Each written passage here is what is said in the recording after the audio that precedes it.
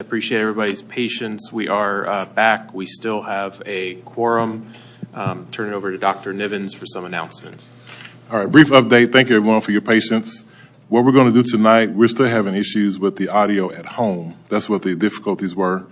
We still can't figure that out tonight. So we are going to go ahead and go through our meeting tonight, record it, and then we're going to sync the audio later, and then we'll post the video later. Probably within the next 48 hours. Also this evening, if you have any comments about whatever's related on the agenda as far as the bond election goes, you can see there are the cards in the back, Ms. Johnson? There's an orange card in the back. You can fill that out. As we go through the meeting, towards the end of the meeting, President Hunt will then open the floor up for public comments. And again, it's just a public comment, so there won't be a dialogue, but you can pick up the orange card in the back. You can fill that out as the meeting goes. If you want to give that to Ms. Johnson, when you're done, you can do that. And at the end of the meeting, the President will open it up for public comments. All right? Just to clarify, those will only be public comments on the agenda items, correct? Yes, only public comments about the bond. Okay, and so we are going to start over. What we're asking now is that the actual video is actually facing the PowerPoint.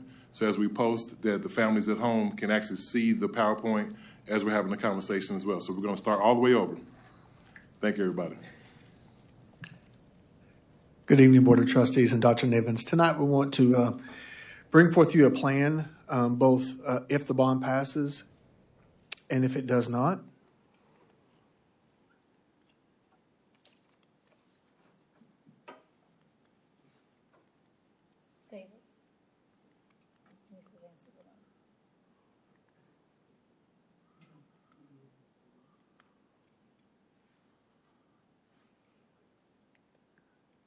So on Proposition A, the way we have it broken down is we start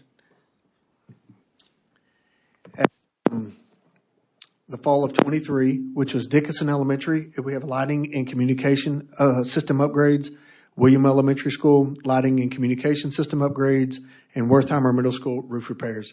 All three of these projects are part of the 2020 bond inflation. Are there any questions about these three projects? The next three projects are anticipated on completion of fall of 24, and they are Melton Elementary, Randall Elementary, the orchestra room additions at our secondary campuses, Lamar High School with a new roof, air conditioning equipment replacement and upgrades, and Lamar Junior High new roof, replacement of chalkboards with whiteboards. All of these projects are part of the 2020 bond inflation. So the next group is, again, the fall of 24, which is Jane Long Elementary. It's renovations to electrical and HVAC systems, vinyl wall covering repair. Pink Elementary has a new roof, renovations to their electrical and HVAC systems. Smith Elementary, renovations to electrical and HVAC systems, and then we're replacing the exterior doors and windows. This list is part of the 2020 bond inflation. Are there any questions about those? The next set that we have that will also be completed in the fall of 24 are the 500-seat additions that are at Randall, Foster, George Ranch, and Tomas High School, and the 1,000-seat addition at Fulshire High School. These are part of the 2022 bond, and all of these will be completed to give us capacity at our secondary level as soon as we could. The Terry High School new roof and electrical upgrades in the HVAC system, those are part of the 2020 bond inflation. Are there any questions about those projects? The next group that we have, again, that will be completing in the fall of 24, at George Junior High, it's lighting upgrades. At George Ranch, it's some roof repairs. At Foster High School, it's a new roof, upgrades to their HVAC system. At Briscoe Junior High, it's a new roof and upgrades to their HVAC system. All of these projects are part of the 2020 bond inflation. Are there any questions about those? The last projects that we have will be completed in the fall of 24 are Travis Elementary, and it's expanding their library and computer labs, lighting and electrical upgrades, and ground upgrades. These ground upgrades are to correct some drainage issues that we have around the Travis Elementary. This, again, is part of the 2020 bond inflation. In January of 24, We're anticipating on completing Navarro Middle School, a security vestibule, new roofs, lighting and interior renovations at Shaler Ray Elementary, its security vestibules, new roof, replacing exterior doors and HVAC and lighting upgrades. Again, all of these projects are part of the 2020 bond inflation.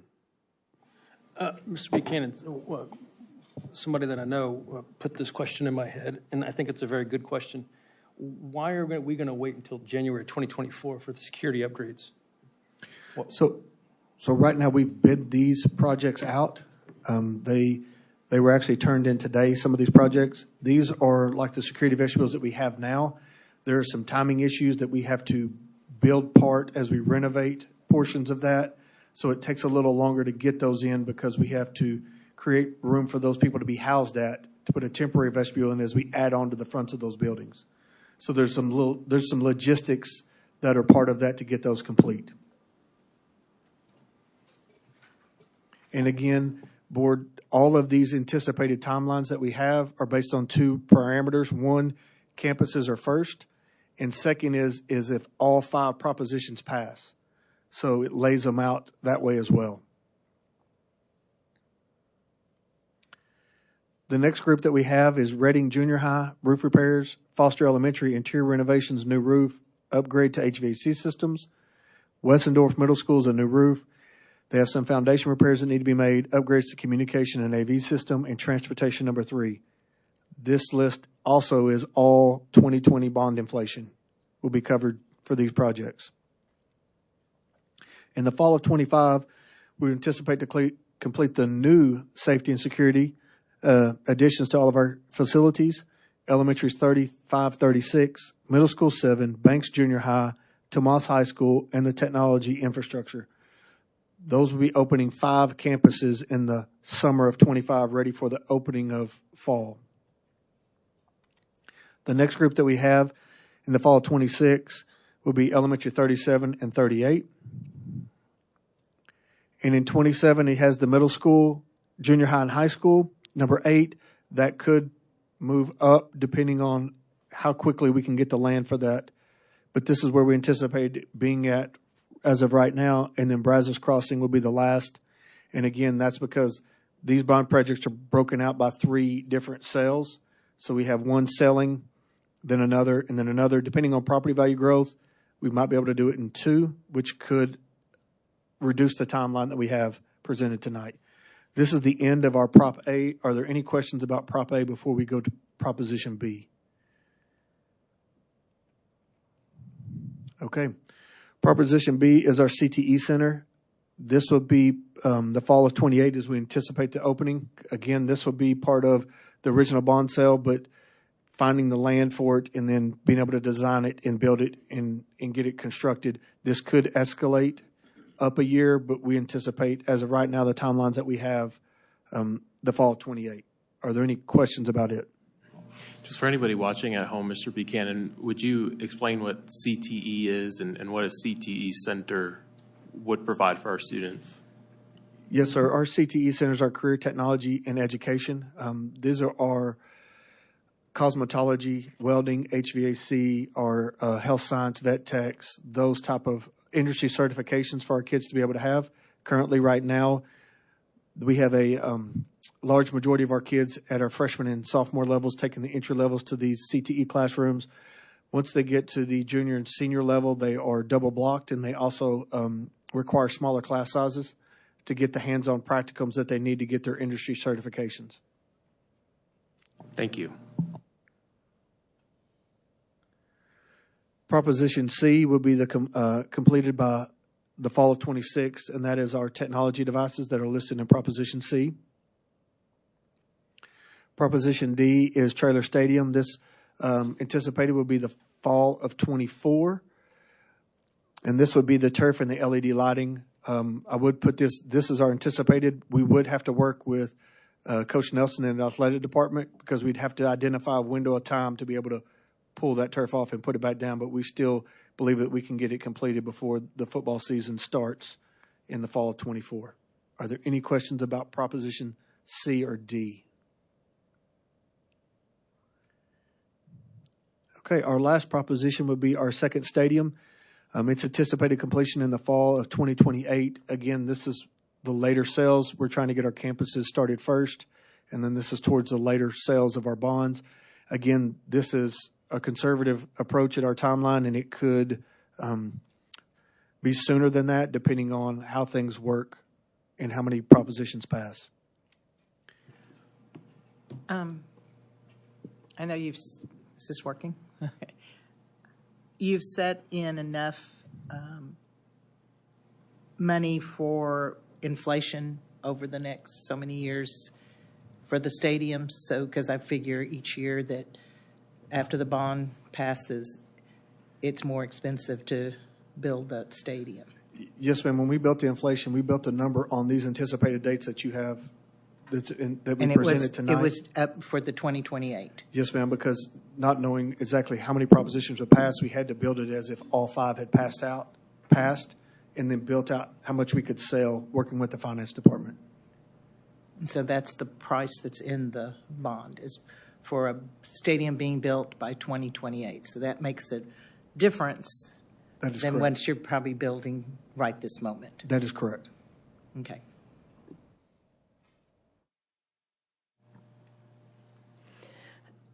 And now we'd like to cover the timeline for the bond sales.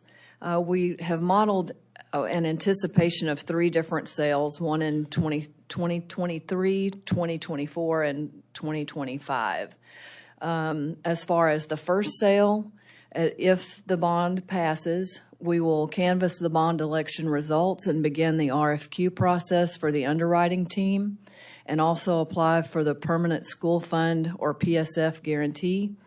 And that happens in November. And then in December, the board will adopt a bond order with the parameters for the sale. Our team will begin drafting the official statement and also preparing the credit rating agency packets. And then we'll also conduct conference calls with the rating agencies and do the due diligence call with the legal teams in December. Then in January of 2023, we will price the bonds, and in February, we will have a closing of that sale. The bonds will be delivered, and then the transfer of funds will be made to Lamar CISD.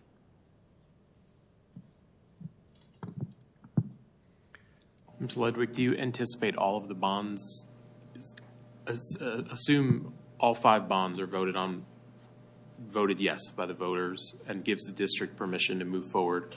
Would there be a $1.7 billion sale all in February of 2023?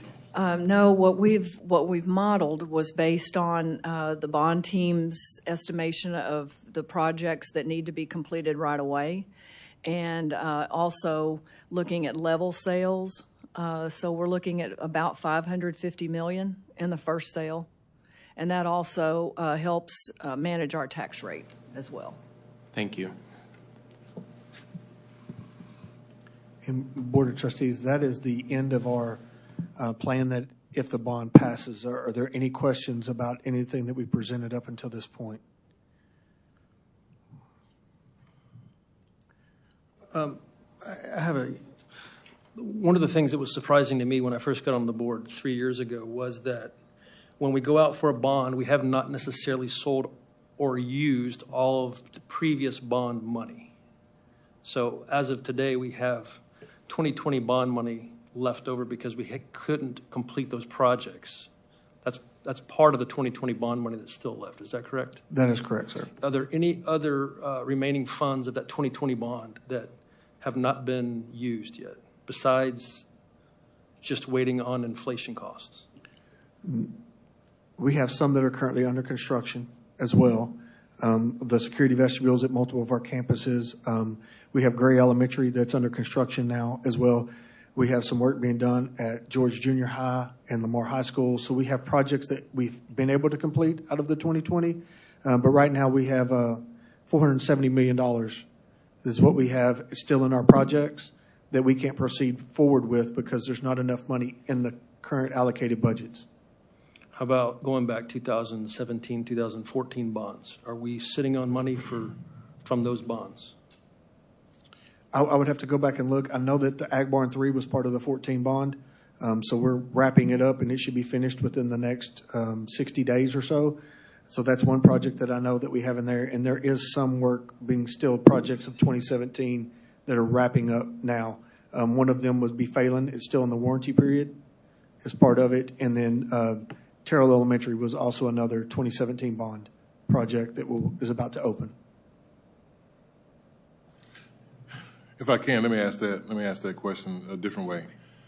Do we have any bond money in 2014 or 2017 that's not encumbered that we believe will be a bonds, that we believe will be a savings? Or is everything already encumbered and spent or under construction? Do we have anything that we believe we will have a savings for 14 or 17?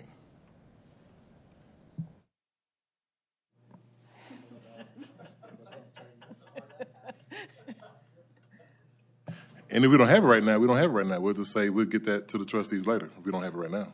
We don't have the exact number, so, we hate to throw out any number.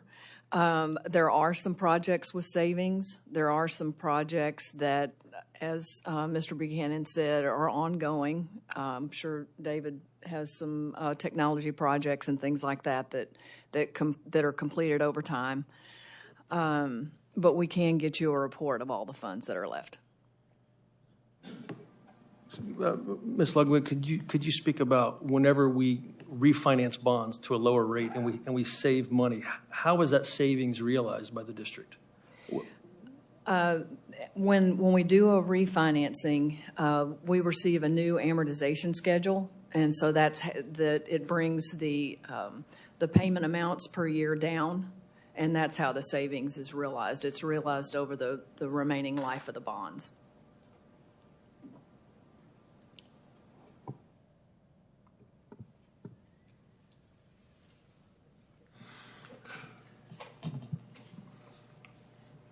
Go ahead. So, Board of Trustees, the next portion of our workshop will be in case we are not given authorization by the voters to move forward in November. So the first plan that we have laid out is we've broken out Proposition A, and we've broken it out into smaller bits. And we'll have different groups of people be able to talk about each one of these projects. All right. So good evening, Board of Trustees. I'll be leading off the what if the bond does not pass portion of the workshop. And while many of the upgrades which actually begins with Proposition A, Safety and Security Addition and Upgrades, and while many of those upgrades with safety and security includes items that we will not be able to discuss tonight in order to keep the integrity of our safety and security plans, especially the things related to criminal activities such as school shootings. There are a few things that are actually related to the regular day-to-day operations of the school. Some of those you've heard Greg Buchanan talk about earlier.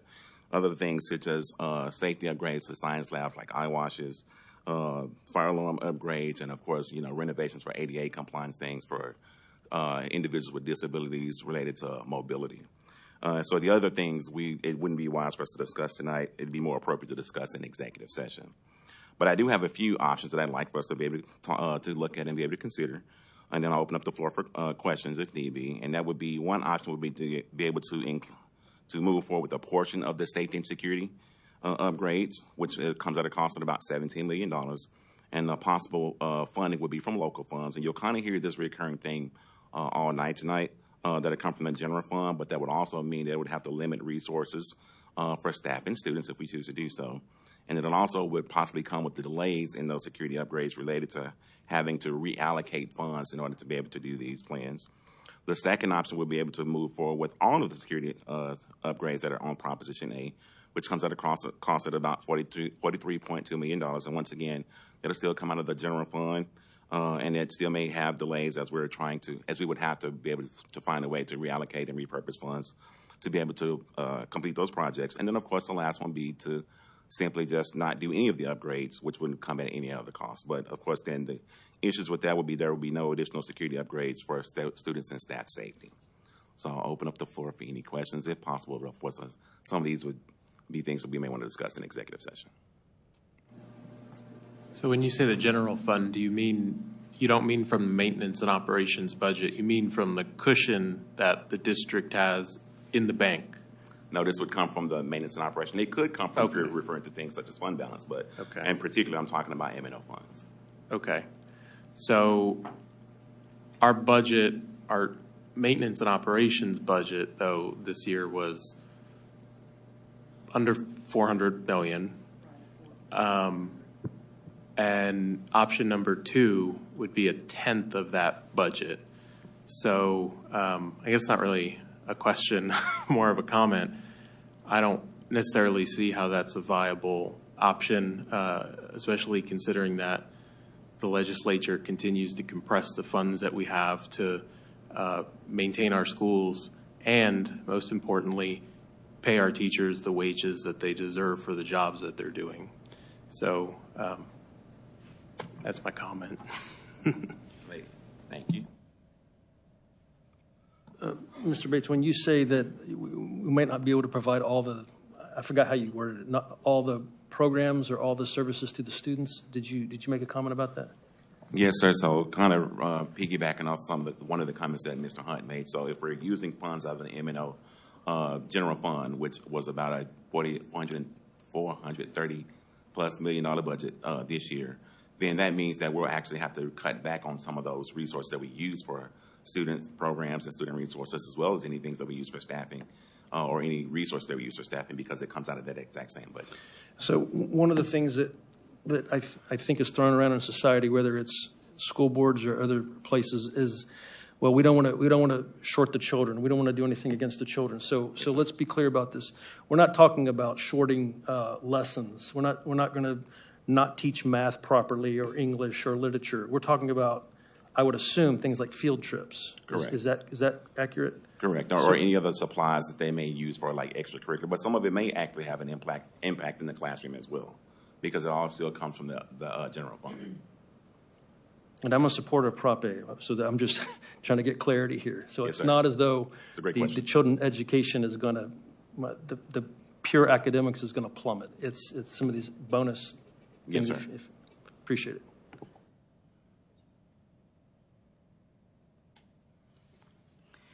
Okay, trustees, if there are no more questions for that portion of the prop, I'm going to take us through 2 more slides to talk about student enrollment and capacity. And we're going to start first with elementary. So what we have are a combination of options. They can be used independently or in concert with one another. So the first option, and we're just talking about at the elementary level this evening, we can cap enrollment at campuses that are currently over capacity, and we can implement student transfers. This is what we commonly do, and in fact, it's in place right now for Huggins and Hubenack Elementary. So if someone were to want to attend the schools now, they would be transferred to another campus that has available seating.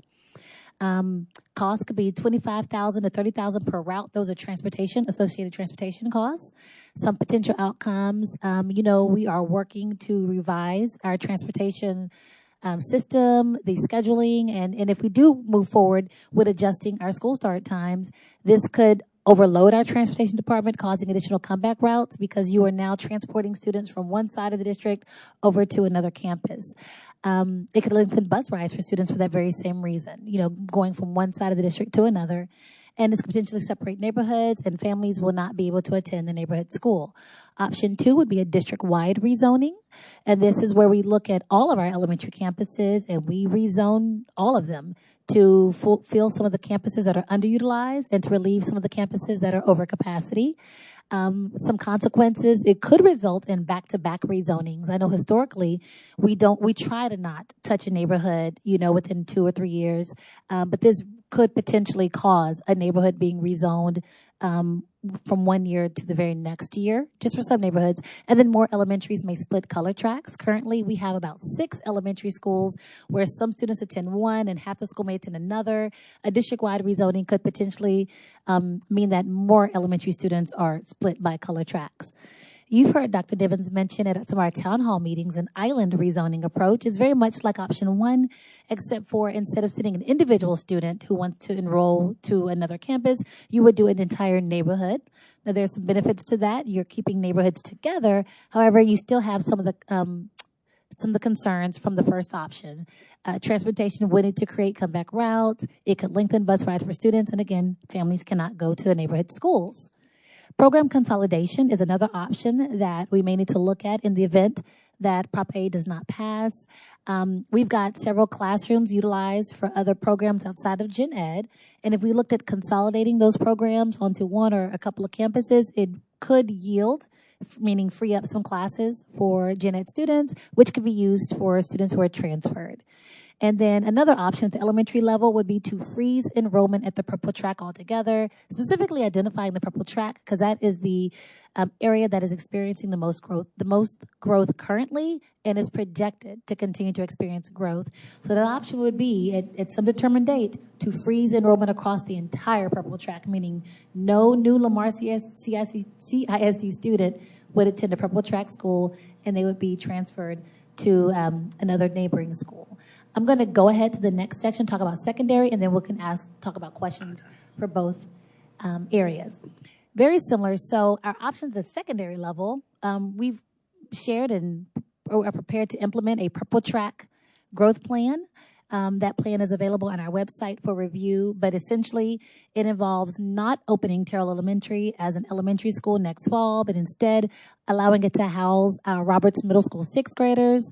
Our Lehman Junior High will still house 7th and 8th graders. Roberts Middle School would then house Fulshire freshmen, incoming freshmen, and this frees up seats, much needed seats, at Fulshire High School, which would house sophomores through seniors. So if the Prop A doesn't pass, we intend to keep that plan in place until we do have some relief. Option 2, if you look at part of Prop A, which is adding the seat additions to the secondary campuses, we did the math and added up how many seats that would be in terms of portables. We would need to purchase 181 portables, which would create 362 classrooms, or almost about 4.5 entire high school campuses. That totals about $45.2 million. Would be funded from the general fund, but then we would then create this extra seats that we said we need and that we would have implemented with our additions to the high schools. Option 3 is to rezone overcrowded secondary campuses. So again, looking at our secondary campuses, not just high school, because we are predicted to have some junior high and middle schools potentially reaching some overcrowding. But looking at those campuses and specifically rezoning, and again, just like for the elementary students, we could have back-to-back rezoning for some neighborhoods. Capping enrollment at campuses that are over capacity and implement student transfers. Right now, we do this at the elementary level. We've not done this at the secondary level, but it could be an option. And again, the same outcomes that would happen if we did this at the elementary level. Historically, whenever Lamar CISD opens a new campus, a high school campus, we open with freshmen and sophomores and allow them to matriculate and create the campus culture and traditions by the time they're seniors. But in dire straits, it could be possible to open Tomas High School 9th through 12th grade just to get that immediate relief of seats that are needed on the purple track. Again, a consequence, of course, is moving students their senior year. And we didn't even list the impact to UIL activities that would be impacted as a result of that decision. Freezing enrollment at the purple track, again, the same option we mentioned at the elementary level. Any new student to Lamar CISD would not attend our secondary purple track campuses and would instead be enrolled and assigned to a neighboring campus. And then lastly, much like for the elementary kids, the island rezoning concept.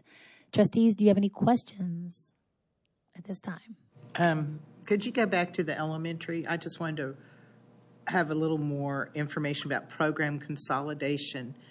Is that meaning that if a campus has a special program on there, possibly moving that special program to another school and opening up that classroom? Yes, ma'am. For another full class? But you're not really getting rid of children, you're just finding more places for them. Exactly. Yes, ma'am. Okay. So when you say special programs, when you say programs, you mean special education programs? You mean other programs? Yeah, that's what my question is. What are we looking We've at? got bilingual programs, GT programs, but yes, any special programs is not just regular gen ed program. Yes, ma'am. Yes, ma'am. Would those programs not exist, or they're just having to be consolidated into another? Would we have to sometimes take away some of those extra special programs? At this time, we've not discussed eliminating Okay. programs. It would simply be a consolidation. Okay. So, trustees, we have a sample of that. As we talked about the budget process earlier, we were faced with the challenge of having some of our special ed classes with a long-term sub in those classes for 2 years in a row. And so instead of a third year with a long-term sub, we closed those down and consolidated them and put them at different campuses so we can still have services, but also the students can have access to a certified teacher. So we have some of that in place right now. I also want to say that all these options, this is not a, choose one option or the other. We will see, we will probably need to do all of these options in certain parts of the district to make sure that every different need is met. So this would be, this wouldn't be just a one option choice if we were not able to move forward. What we would come back with is a plan to the trustees on this part needs to be completely rezoned, this part needs to be island rezoned, this part needs to be frozen. So we would come back with a collaboration or coordination of all these to put together. Can you explain that how on the district rezoning consolidation, so I guess 2, 4, and 5, and then on the next slide, there's no cost there? Because if we're rezoning and transportation is going to be, trips are going to be further, that would cost more. Program consolidation will have to additional transportation there, and then with freeze enrollment, that's longer trip rides, right? So currently, if we do a district-wide rezoning, then what that does is it takes our current routes that we do have that's going to one campus and goes to a different campus. The reason that there's a different impact if we cap enrollment is because it may be over that entire attendance zone of that elementary, and we may have to have 1 or 2 routes because we go pick up those kids at each one of those stops and then take them to their new campus. So that's where it is on that. Our special ed programs right now are a single tier program with transportation. So it doesn't matter if we consolidate or not, they run a single tier, and those kids are currently being transported. And it doesn't matter if they're going from one campus or to another because they're on a single tier.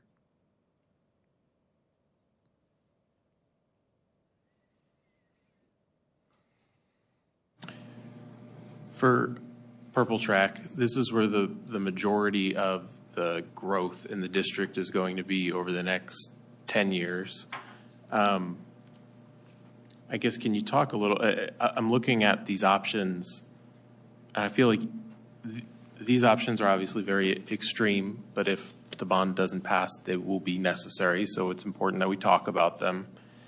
But I feel like even with these options, this won't necessarily be the solution for the next 10 years. We can't redistrict our way out of 30,000 new kids in our district. So, I mean, essentially, does this plan kind of take us the next 2 years until there's potentially another bond? Potentially. When the next bond is called is at the will of the board. So, but yes, as far as the team goes, we were charged with what will it take to get us through at least the next 2 years, if that's how long we had to wait for some sort of relief. But I agree, certainly this would not be a long-term extended plan. Okay, and I know that at Fulshire High School now, things are getting a little bit more crowded than they have been, but still they're a bit over capacity. Can you talk a little bit about when the plans, particularly for Purple Track, like freezing enrollment, would potentially have to start? Is this way down the road, or is this something that's more near term?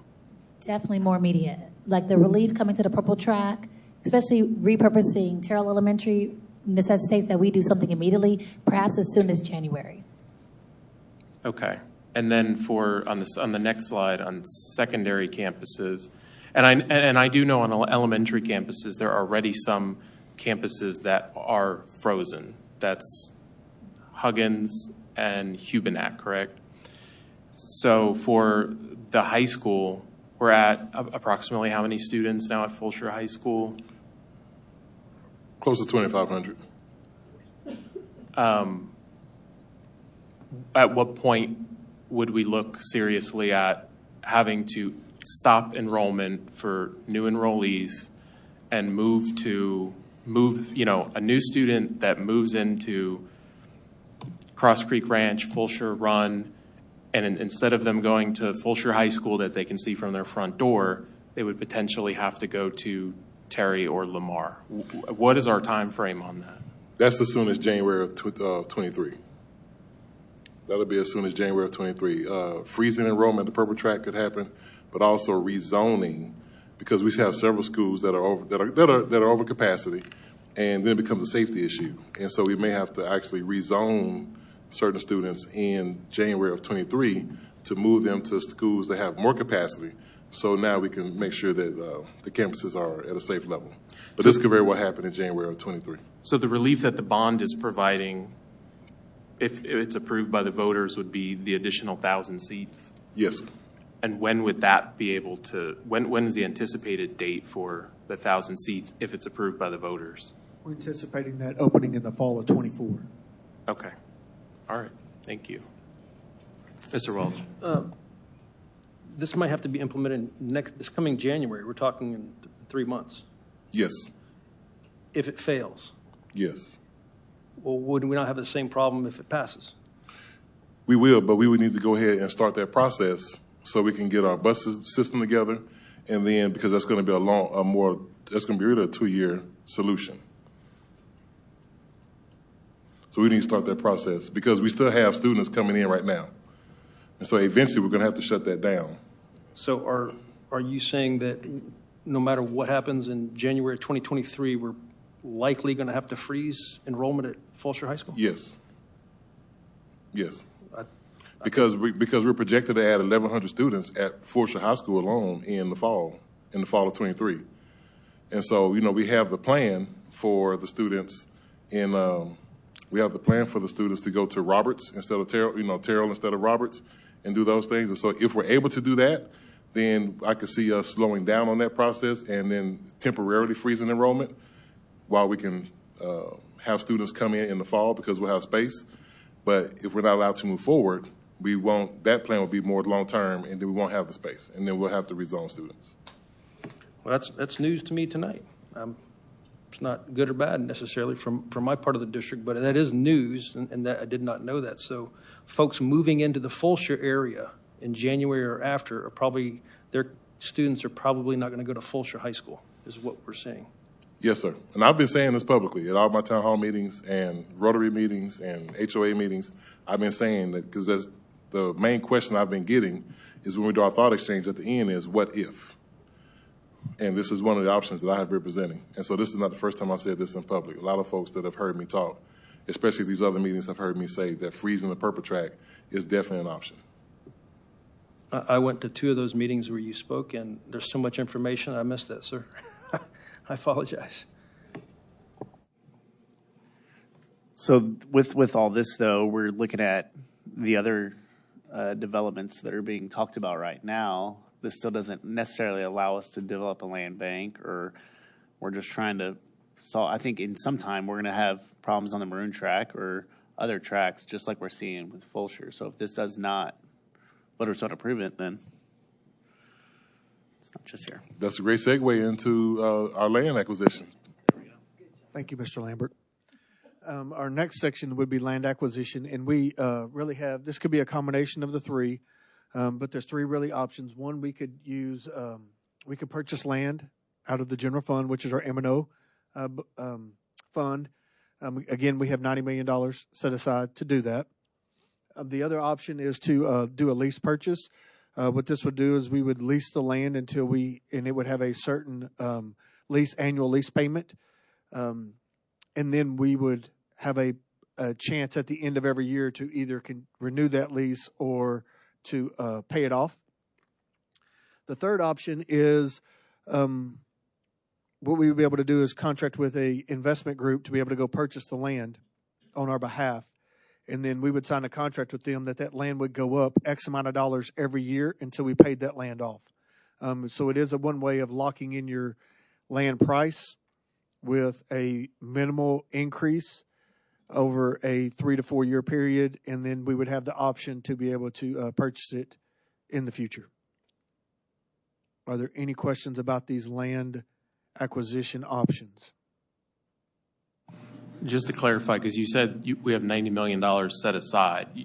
We have that written in this as an option. We don't have $90 million set aside to purchase the land. No, sir. That $90 million is set aside in the 2022 bond. So Right, that okay. is the coupling of the 4 elementary school sites and the 2 secondary sites. So, no, sir, we don't have $90 million sitting in the bank to be able to go purchase this at this time. And one question that I get a lot, and before I became involved on the board and learned more about the difference between interest and sinking funds and maintenance and operation funds. And in this room, we often throw those terms around because we're used to throwing them around, but there's, voters and folks in the public that aren't used to those.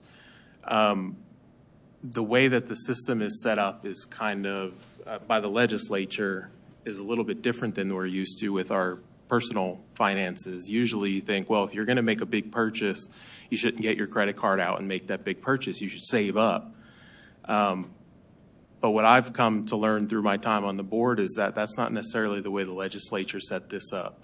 They give you, it's like you have a job, and every year your salary gets lower and lower, and you have to use that salary to pay for things like keeping the lights on and paying the teachers and paying the paraprofessionals and paying the bus drivers. And the way that the system is set up, that if you need to make large purchases like this in a growing district, you have to go to the voters and you have to ask for bond funds. So I think that's a misconception that maybe some folks have, that, why didn't you anticipate this? Why didn't you save up? And you knew that these expenses were going to be coming, and that's not really a feasible option given the structure of public education finance.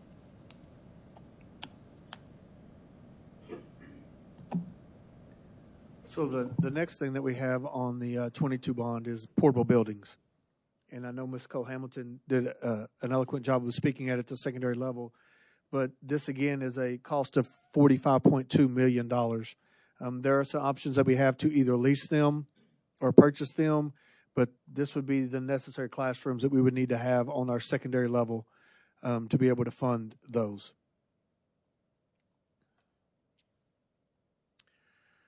The next item that we have is Brazos Crossing, and we have some options on here as well. We believe that purchasing a total of 12 double portable buildings to be able to office spaces. We have the green space out here that we could be able to put those portable buildings up at a cost of $3 million. Again, like the portables for our classrooms, it would be a lease purchase option. Another option would be is we would not hire the staff to be able to support the campuses because we have no place to house them. Another one would be to decentralize our central office, so to be able to put them in any kind of space that we have available. Options would be storage areas or librarian's office, and the library has to office out of the actual library itself instead of having an individual office, some workrooms. That would be another option that we could explore. And then the fourth option would be leasing of office space at roughly about $100,000 a year to be able to temporarily house them if we need to be able to do that as well. Are there any questions about these options?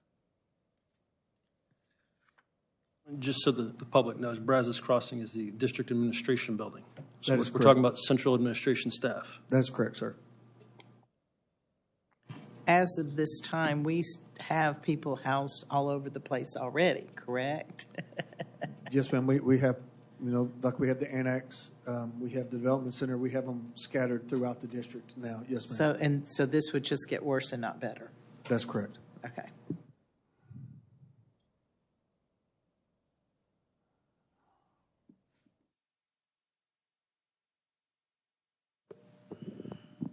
Good evening, Board of Trustees and Dr. Nivens.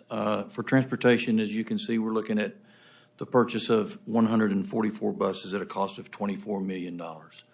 Our options are leasing or purchasing from the general fund. If that's not an option, we can also look at eliminating service because of the number of available buses. Another option is exploring from other districts throughout the country their program of parents paying a fee per semester for transportation, and that's something that we would have to investigate.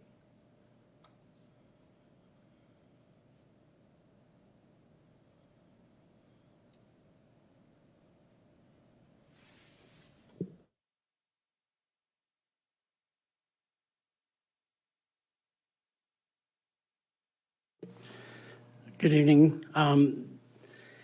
In the section here about technology infrastructure, One of the initiatives is to do redundant fiber to each of our campuses in case one of the fiber lines goes down, which does happen sometimes due to construction in the area or even animals and things like that. So the option is that we would not be able to do it or do it out of general fund or something like that, or we could choose some of the higher priority campuses and do a scaled back version of that.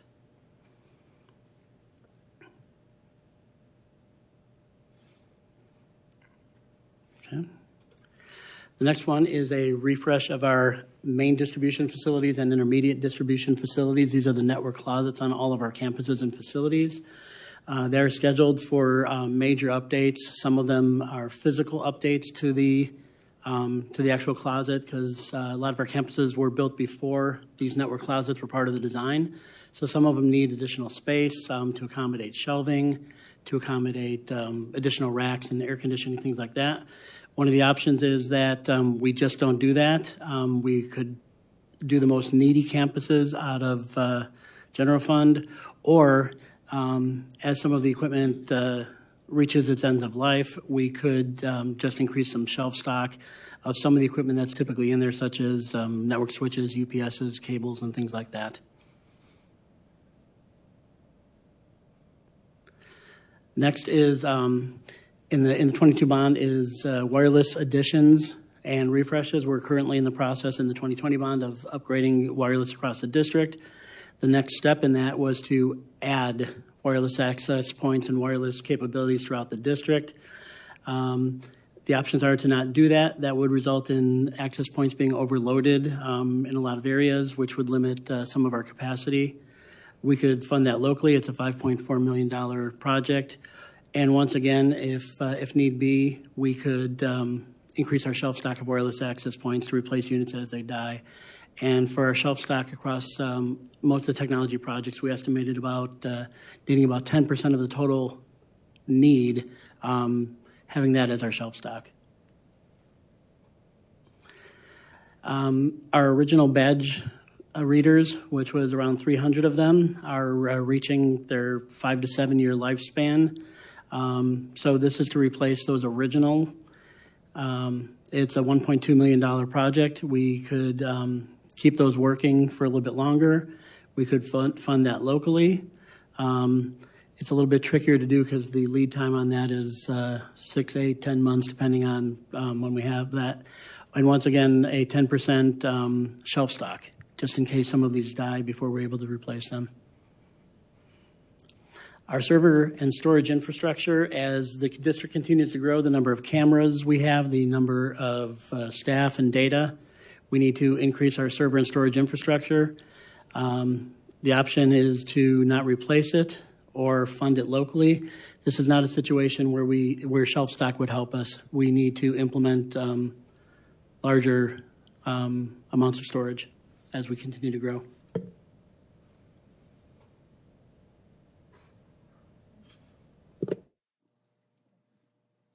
I'm sorry, any questions? Mr. Jacobson, Yes, sir. Everything in Prop A for technology, we are not talking about handheld devices in the classrooms. Is that correct? Yes, sir. Those are all. This Those is are all Prop C. infrastructure and, Yes, sir. and wireless access points and underground Yes. kind of thing. Appreciate it.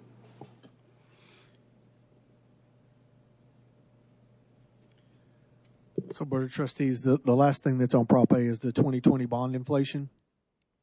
So what we'd be able to do is, if we're not able to proceed with Proposition A, very much like the process that we used to select what was going to be in this bond proposition, we would send out a sheet to the Board of Trustees to be able to rank the remaining projects in the 2020 bond.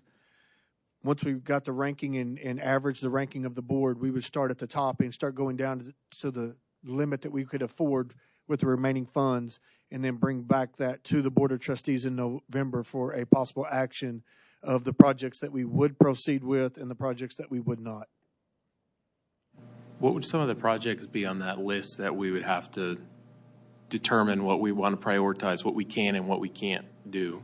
It was all the ones that we went through in the if it bond passes, which is a lot of the roofs, the telecommunications, the orchestra rooms, 2 elementary schools, the Tomas High School banks, middle school, transportation number 3, the police department, technology, transportation buses. I mean, there's a list of things that are on that. It's probably about 20 or 30 projects that we would have to prioritize and then see what it was going to take to complete the projects, and then we wouldn't be able to finish the rest.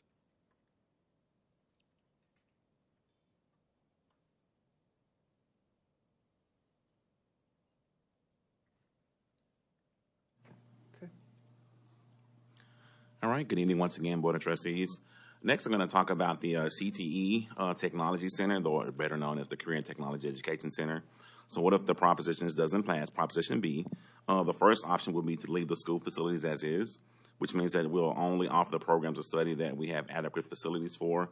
And so a perfect example of that, to kind of give you an idea, would be like at Lamar High School is the only place where we have the automotive program, so we still wouldn't be able to add automotive to any of the other facilities. Or at Terry High School is where they offer the construction program. So that would mean that we kind of have to start now thinking about cutting some of those CTE programs in half in order to be able to make sure that our students are able to gain access to those programs. And it also will kind of inhibit us and prohibit us from actually even thinking about exploring new programs, because we will kind of be locked into the types of spaces or the type of courses that we can kind of offer. The second option would be, and that would come at no cost. The second option would be able to upgrade the current facilities at all of the existing high schools. So we'll just move forward with the upgrades. As you can see, the cost at the bottom would come to at a cost of about $20.4 million. But that would also come at a cost of decreasing class size space. So if we upgrade our facilities to a building that doesn't have any new actual physical space, that means that somewhere down the line you're talking about cutting class size space. But it would allow us to be able to continue to add or increase more programs at the CT for on the actual campuses for in the area of career and technology education. Option number 3 is actually move to CT Academy. So what would happen is our current 6 campuses, or even if we have the 7th or 8th campuses, we would have to start repurposing or designating one of those campuses as a particular program of study. So one campus could actually be the automotive program, but another campus could possibly be where we have things like culinary arts or things like agriculture or health science, but we'd have to designate each one of those campuses as a specific program of study. And there may be even some combination of those things. But one of the issues with that would be that the students will first of all have to apply. So of course, then there'd be an opportunity for us to turn around and have to reject certain students, because every student wouldn't be able to get into the programs. But also the students maybe not even be able to attend their home campus.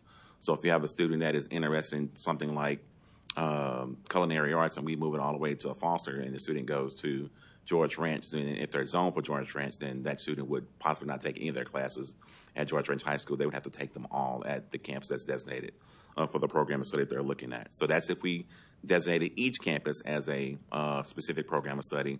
Or the fourth one is a little bit slight alteration of option number 3 at a cost of $8 million, but then we would have to possibly take areas or sections of the district and make maybe a north center and a south section that's designated as the CTE campuses. And once again, it's very similar to the third one. Students would more than likely may be in a position to where they're not taking the program of study at their home campus. And also, once again, students would actually have to apply for those programs as well, and possibly of them being denied, because we would now have to have limited participants as of right now, where no students have to apply. We try to take as many classes or many students as we can in those CTE classes as we possibly can. I'll pause for any questions. All right, thank you. In Proposition C, this is relates back to Mr. Welch's question. Proposition C is the end user devices. The first 3 slides in this presentation are all very similar because they all relate to replacement of end-of-life computers. The first one was the student laptop refresh. It's a $6.3 million item if that was available in general funds. Otherwise, laptops will be slowed down, and they might not be sufficient for years to come for higher-end software, maybe even testing and things like that. Once again, we look at increasing shelf stock to replace them as they reach end of life. In this case, it's 700 units at $485,000, and we also looked at not just replacement units but additional parts. to try and fix these as they reach end of life. We did look into a couple other options, such as leases. This would be $1.1 million annually to lease these 7,000 plus devices, and certainly that might be cheaper in the short term, but the lease over the years would certainly exceed the purchase cost. And then we looked at other things like adding on to the purchasing additional years of warranty, which was not available from Dell. So some other things we could do is redistribute some working laptops across the district to replace those. Campuses have iPads that they might be able to use for testing, especially at the elementary levels. And we do have some money remaining in the 2020 bond for computer refresh that is an upcoming project that we might have to refocus if need be. For the desktop computers, very similar to what I just said. This is 4,000 desktop computers, general fund, or a 10% shelf stock, which makes it at about 400 units at $383,000.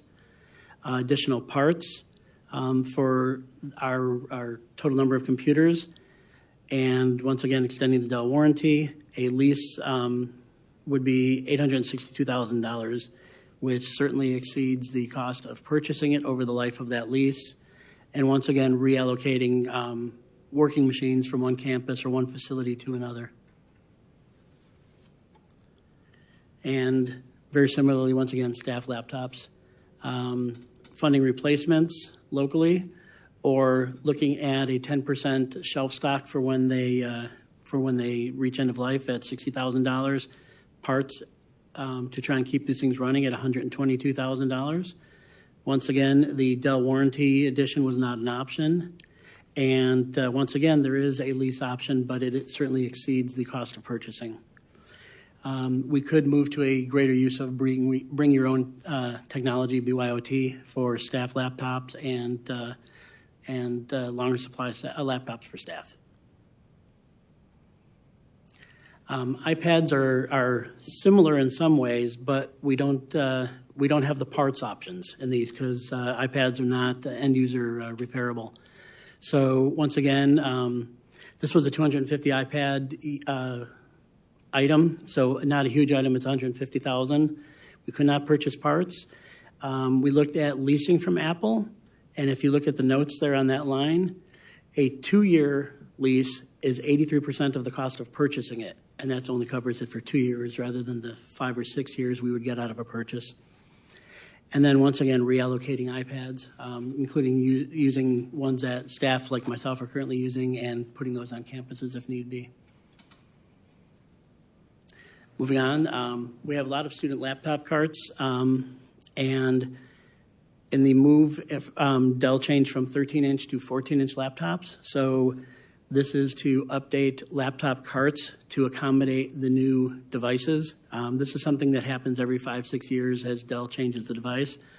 It's a $120,000 item in this current year that might, if happens to be available out of general fund. Otherwise, we're looking at 10% once again to have on hand at $10,000, or $14,000 could help us accommodate just some of the carts to retrofit those to accommodate the new 14-inch, and that's for labor to accommodate that.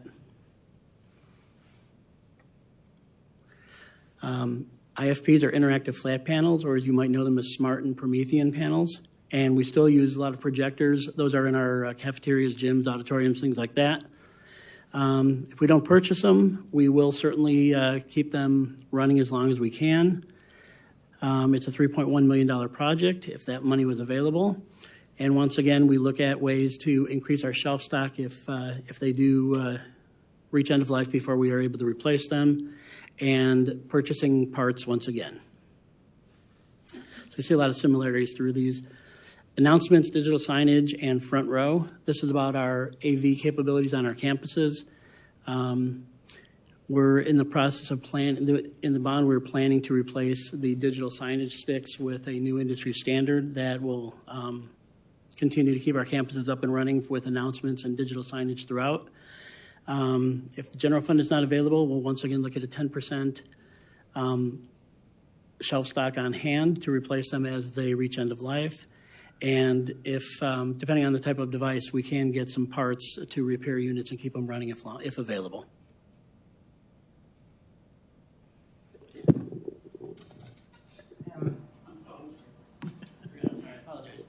Any questions? Mine's not just a question, but I guess a comment. You were saying that we use our laptops, our iPads, and the computers for testing. Now, this is not just in-house testing. This is SATs, PSAT, STAR, MAP testing for the younger kids. So as these devices slow down, does that cause them issues taking these tests, or would we just have to make sure whatever campus is taking it that day has the devices that are working most appropriately? Yes to all that. It certainly depends on the latest version of the testing software and what specifications it'll run on. So we might have to we already work with research assessment and accountability to help campuses plan and everything else. We'd have to probably work a lot closer with them and shuffle carts and devices and things to campuses that need more current devices if need be. To go through those activities. Yes, okay. Absolutely. Anything else?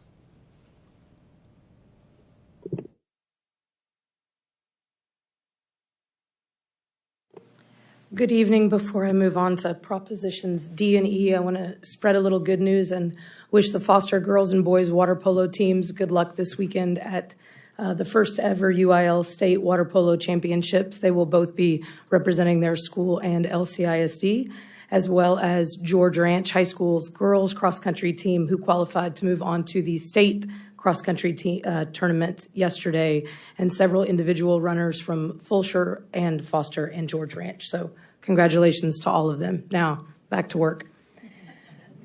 Proposition D is Trailer Stadium LED lights and turf. It's split into two slides. The first one talks about the LED lighting.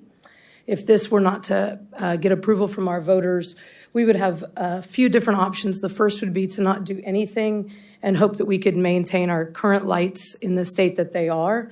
This obviously poses a risk should the lights malfunction or cease to function. We would have some event cancellations at that point, and that could be very unpredictable. We could fund the replacement of all the lights at once out of local funds at a cost of $1.7 million. We could fund the replacement of 2 light poles a year at a cost of $600,000. There are 6 light poles at Trailer Stadium. One of them has been replaced with LED lights due to an incident we had a few years ago. We've got 5 light poles that still need to be replaced. So we could do those at 2 light poles a year and spread it over 3 years, or we could do it at 1 light pole a year over 5 years. The longer we spread the project out, obviously, the longer period of time we would be risking that we could lose those lights during a contest or a graduation ceremony, which could cause some last-minute change of plans for whichever student group was planning to use the stadium at that time. Any questions on lights? Yes, sir. Are we going to keep the same physical poles? Yes, sir. That's my understanding, but I'll defer to Mr. Buchanan. Yes, sir. We'll be keeping the actual poles themselves. The only thing that we will be checking is the wire that goes down the pole. But right now we're looking at just replacing each individual head with an LED head on the pole itself and keeping the light standard as it is. Regardless if this prop passes or fails, have we considered or looked into federal grants for this kind of replacement, since a lot of the trend towards LED lighting has come from the federal government? Right now, our only available avenue for that is through CenterPoint, and we do work with them because they have rebate programs. We've applied for them for a couple of our campuses that we've doing LED lighting retrofits, and we will continue to do that with this project as well. That makes me think of another question, and that's this. On our campuses, do we have LED lighting now? Some of our campuses do. Could we steal them for the one district stadium if this fails and E fails. So the lighting that I'm talking about are usually parking lot lighting and interior lighting of our campuses. Gotcha. They are not the same as what we would need for that stadium. Gotcha. Thank you. Moving on to the turf, our first option would be not to make a purchase at this point. We would continue to GMAX test. That's a tool that we use to test the turf and get a rating for how it responds to impact, which is the safety issue that we have with the older turf, as well as to check the seams to make sure they're still consistent and holding. And we would wait until one of those two things came back that deemed the turf unplayable. We could fund the replacement of the turf out of local funds at a cost of $2.2 million. We could reduce program usage at Traylor Stadium by programs such as junior high football, marching band, ROTC, in an effort to strengthen or to stretch the use of that turf as long as possible and use it only when absolutely possible for our larger crowd events like varsity football. And we could close Traylor Stadium to events when the turf does fail a GMAX test or the seams are no longer repairable. And that would come at a cost of about $820,000 a year. Any questions with regard to turf? So the $820,000 is going and finding other locations and having to pay those other locations. Yes, ma'am. Along that's with it. losing ticket sales and concession stands.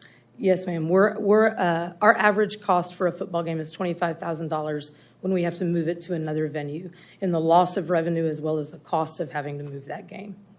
So 30 games a year, in addition to having to rent a different facility for something like graduation, move track meets, et cetera, it would be around $820,000 a year. How often since we've did the press box have we been able to rent out Traylor Stadium for other than our own activities? We opened the press box the year that COVID hit. We have rented it for 2 playoff games since then. And then that other event last year, the Bayou Bend? Yes, ma'am, the Bayou Bowl. Bayou Bowl. Yes, ma'am.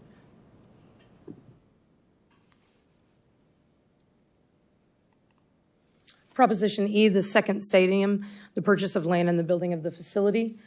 If we were to find that our voters did not approve that proposition, then we would be in a situation where we would rent other facilities for scheduled varsity football games, marching band contests, and playoff games as needed, again at a cost of currently $25,000 per game. We could also be put in a situation where we needed to rent another facility should we have a mechanical issue or a weather event that moved us off of Traylor Stadium as scheduled, like we did when we had the light pole issue. We found ourselves in that position not long ago when we had lightning on a Thursday night and had Friday and Saturday games scheduled at the stadium. And that could be troublesome if there is not a stadium available. The last option we outlined there is attempting to use campus stadiums for varsity games. Our campus stadiums currently have a seating capacity of 430 to 870 in their bleachers. By UIL rule, those seats have to be split between the 2 teams playing for a varsity football game, which means our home teams would have 215 to 435 seats. We would sell those on a first-come, first-served basis. That would cause us to have to limit participation at those games. We would not include our marching bands or drill teams in those games on the home campus. It could also create a situation where all families of those athletes and cheerleaders participating would not necessarily be guaranteed tickets. Yes, sir. I know here we are in late October of 2022, and I know that sometimes during this football season so far, Traylor Stadium, our one stadium as of right now, has not been utilized every single Thursday, Friday, and Saturday night. Can you speak as to why that is? Is that a scheduling problem with the competitors, or why is that? So when we have to look at our 3 competitive districts, 5A Division II, Division I, and 6A, we look at the teams in those districts. They are predetermined to have a home game or a away game. So each week, we take it week by week, weeks 1 through 11. How many teams do we have playing at home? How many teams do we have playing on the road? There are weeks where we might only have 2 home games, and there are weeks where we might have 4 home games. We will play the inverse schedule next year. So if Lamar played at home in week 1 this year, they will play away in week 1 next year. So on a week where we had 4 home games this year, we would only have 2 home games next year. In a week where we had 1 home game this year, we could have potentially 5 home games. I'm sorry, 1 home game this year, 5 home games next year. It would be the inverse. We have been able to consolidate some of our games, especially in the preseason, because our LCISD teams have played each other in what we're calling the rivalry series, the Battle of the Berg, for example. So that involves 2 LCISD teams playing each other. So both a home and an away game on the same night, and it will flip-flop next year who's home and who is away. So it involves 2 of our teams. Thank you.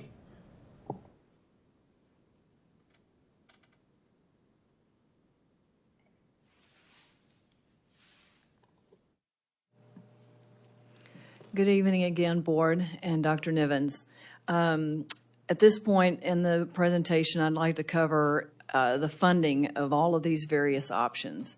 So the team has presented numerous options, and the Board will be able to consider options by themselves, combinations of options.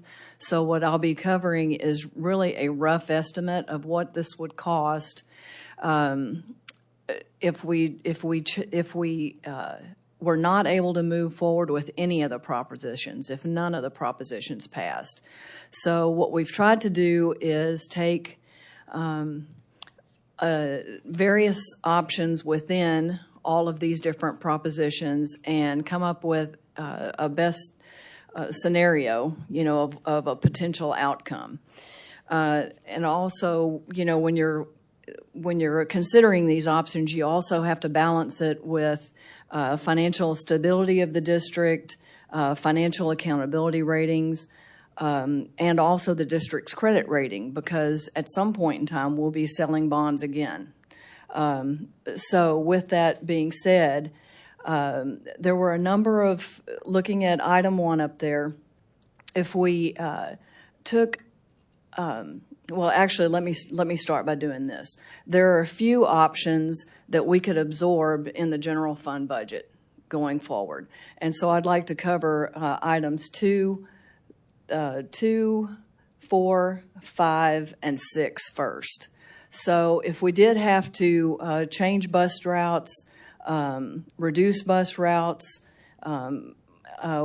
we would spend $750,000 on that. The tablets and laptop cart refresh and items like that, it would be more sensible to absorb that with the general fund, and that would be about $270,000. And then also the communications equipment for announcements and things, that would be $210,000. And then the stadium rentals that we discussed, about 30 games, would be $820,000. So we would look at absorbing those on an annual basis. And then Mr. Jacobson talked about laptops and desktops, where we could actually do a lease purchase on those. And so that's a shorter term, and it would be more sensible probably to lease those types of items, and that would be at a cost of $2.1 million for the next 5 years. But then in some of the bigger items, like the land purchases, the portable building purchases, the safety and security items, and the CTE items, if we went ahead and looked at external sources of funding for that, like maintenance tax notes or contractual obligations and those types of things. Also, they are paid for through the M&O tax rate, so these would still be a cost to the general fund. We would be looking at $275 to $310 million, and we would finance that for a period of about 20 years, and that would cost $22 to $25 million per year. So looking at the total of all those items, it could be $26 to $29 million per year for the next few years. unless, of course, we financed some of the items for 20 years. So it would be a significant long-term commitment at that point. So again, the potential outcome here is definitely a rough estimate, and there are some items that you could defer or choose not to do, and that would reduce the cost. And depending on the options that are selected, this number would definitely change. But you can see it is a significant number, and a tax rate election would likely need to occur sooner rather than we expected. And I guess that would be the most significant outcome. So with that, I'll answer any questions. Can you explain what you mean by tax election? The voter-approved tax rate election.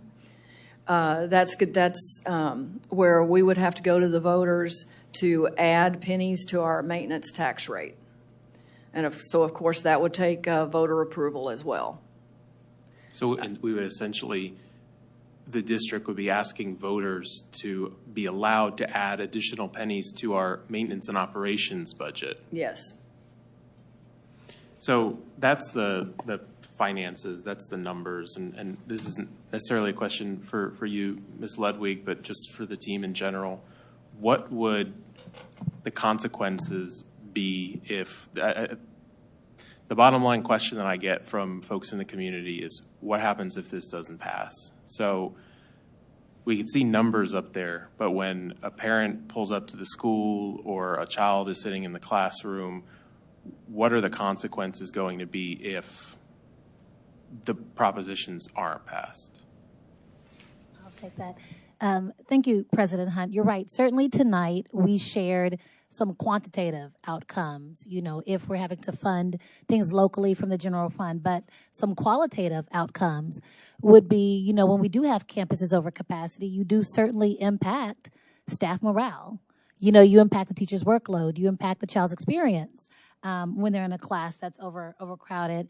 When we have to fund things locally, major things locally, it could impact some of the things that we've traditionally been able to do to retain our high-quality educators. Historically, Lamar CISD has been highly competitive with salary, compensation, stipends, things like that. It's been something that this board has been generous and able to do, at a blink of an eye. But when we have to look at long-term funding of some of these items, that could potentially be impacted. As a result of the challenges we're facing due to overcrowding, some families may decide it's not worth it. They may want to go to the next best option down the street.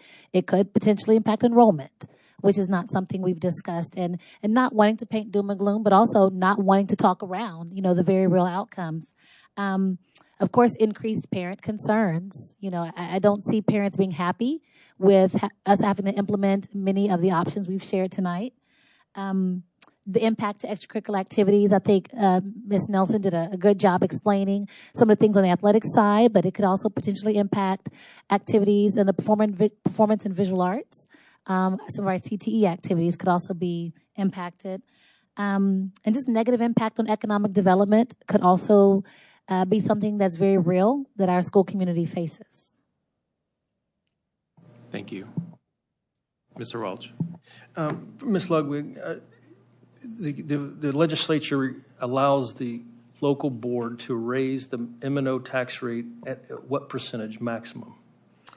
Right now, the cap on our tax rate for M&O would be 17 cents.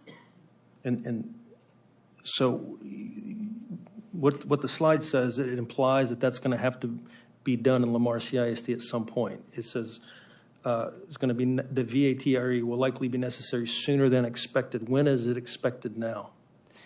Well, as Dr. Nivens mentioned earlier, the state legislature is not providing more and more funding to school districts. It's either maintaining what we have or, reducing by proration and things like that.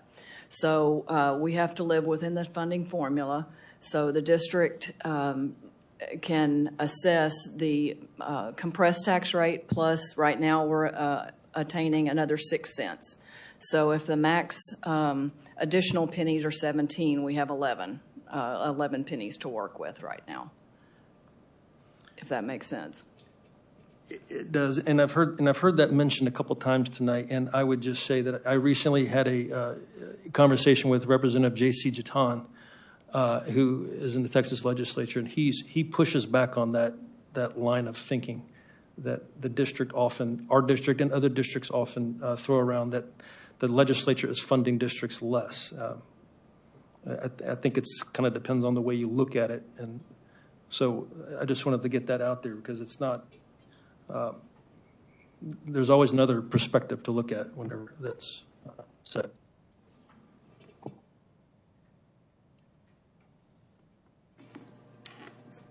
So at all the meetings you've been having, you've been trying to educate the public that passing the bonds and with our growth, 99% chance of no tax increase as long as we're above 8% of our growth, but not passing the bond and needing to use more of our general fund could mean that we do have to come after possibly more taxes.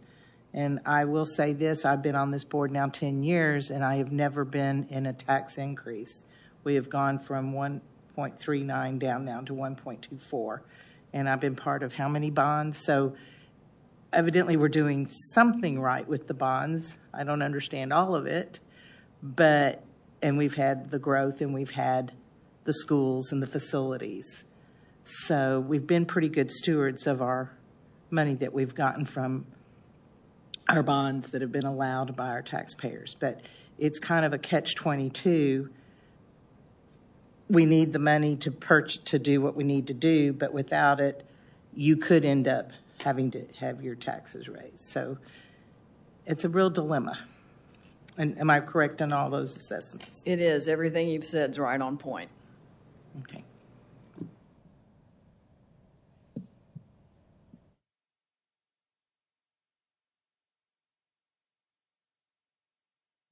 All right, if anybody has an orange card and would like to make a public comment on the bond, on the agenda, please go ahead and bring it to Mrs. Johnson now.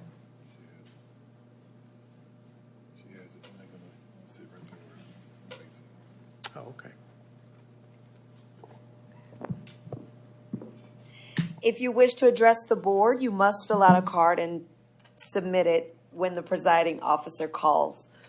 While speakers generally have 5 minutes to address the board, the presiding officer may establish an overall time limit for public comment and adjust the time allotted to each speaker when necessary to accommodate a large number of speakers. However, no speaker shall be given less than 1 minute. All of this is in compliance with HB 2840. Each speaker tonight will have 5 minutes. While the board values hearing from members of the public, trustees may not respond to comments as they are prohibited by law from discussing or deciding on any subject that is not on the board's publicly noticed agenda. Speakers having complaints against individual district employees or trustees may only address the board after filing a complaint form and in the manner provided for in Board Policy DGBA, Employee Complaints, FNG, Student and Parent Complaints, and GF, Public Complaints. The presiding officer or designee shall determine whether a speaker has filed a complaint according to policy. Any speakers who complain of individual district employees or trustees during public comment will be directed by the presiding officer to stop addressing the board and will refer the speaker to the appropriate complaint policy. Please state your name when called. Our first speaker tonight is Jeff Sorbel. Hi, I'm Jeff Sorbel. I was on the bond committee as a representative previously. I had a couple of questions.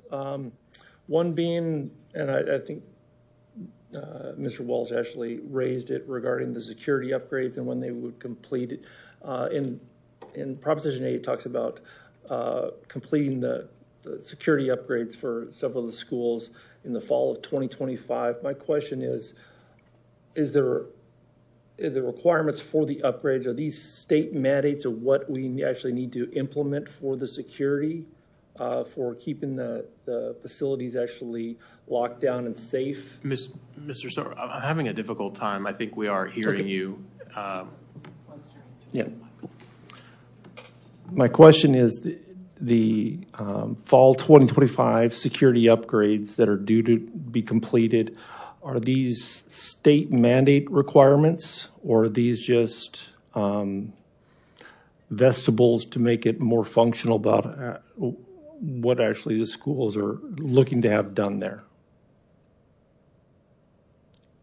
Because if it doesn't pass, that means we don't actually have the money for it. I got two other questions. One is how we actually looking at how excuse me, how Proposition A is actually laid out. Typically, looking over the years of approved bonds that have gone through, Proposition A has a vastly greater likelihood of being proposed, passed by the voters. Has the committee actually looked at how you put the items that are in Proposition A as must-haves versus needs? Because we got some needs that are in there that are nice to haves and everything else. But listening to us talk tonight, we're in dire straits. If we're talking about having to, within 3 months, lock down admissions to schools, I think we need to maybe look at what's in Proposition A as must-haves for the school district to maintain and operate and actually have it a functionable school district. And the last thing I wanted to ask is, if the bonds aren't approved, is the board then going to call for the tax increase so we don't have to implement some of these programs that were actually talked about, the backup plans?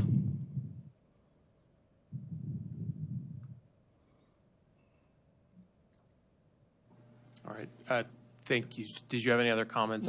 No, that's it.